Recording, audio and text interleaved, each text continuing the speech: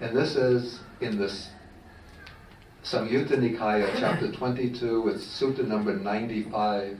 The name of the sutta is the lump of foam.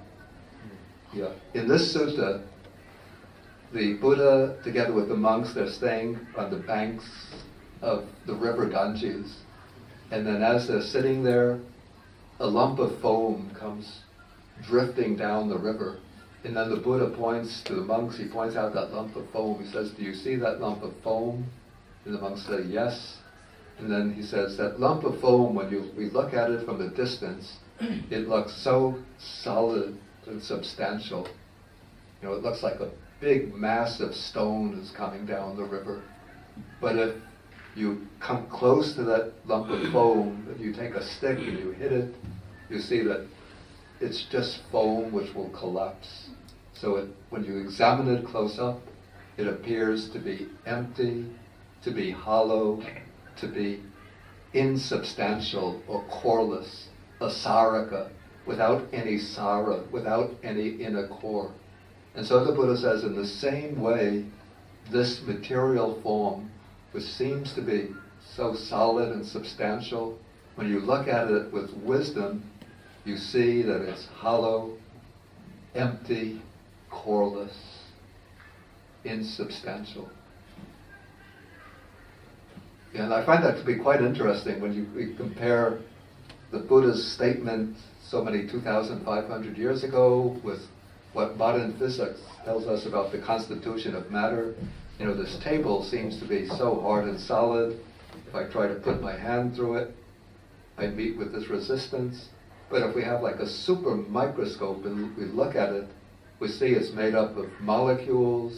Those molecules are made up of atoms. And we look into the atoms and we see that maybe the nucleus is like a football in the middle of a football field. The electrons are like a few spectators in the stands. And the rest is just empty space. Okay, so that's with regard to physical, to matter, material form. In regard to feeling, the Buddha uses the example of, in the rainy season, there'll be a pool of water, and then it's raining heavily, and on the surface of the water, bubbles appear. And each bubble, when it pops up, it appears like a sphere of crystal.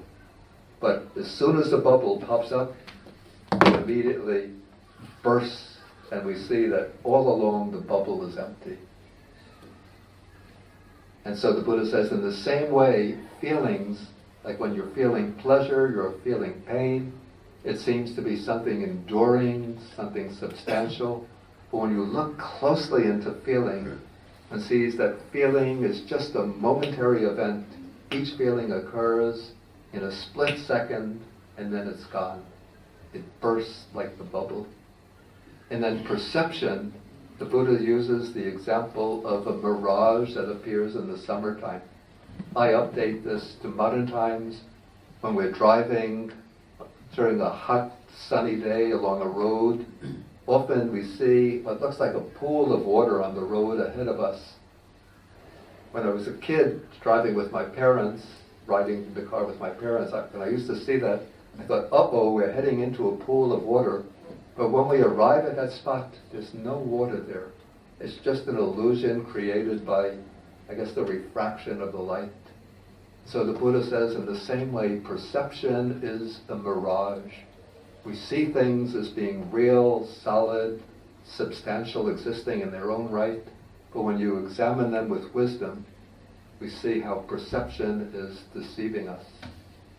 Okay, then for the volitional activities, the sankharas, the Buddha uses the example of a man who wants to build something with hardwood, solid wood, and he goes into the woods and he sees a banana tree.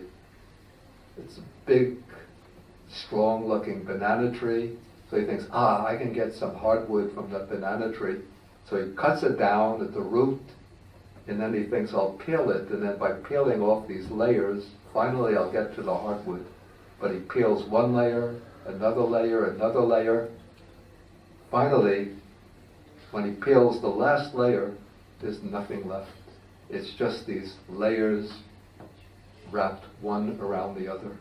And so the volitional activities are in the same way, just a whole bundle of different volitional formations, but there's nothing solid within them. And then consciousness is like the Buddha compares it to a magical illusion.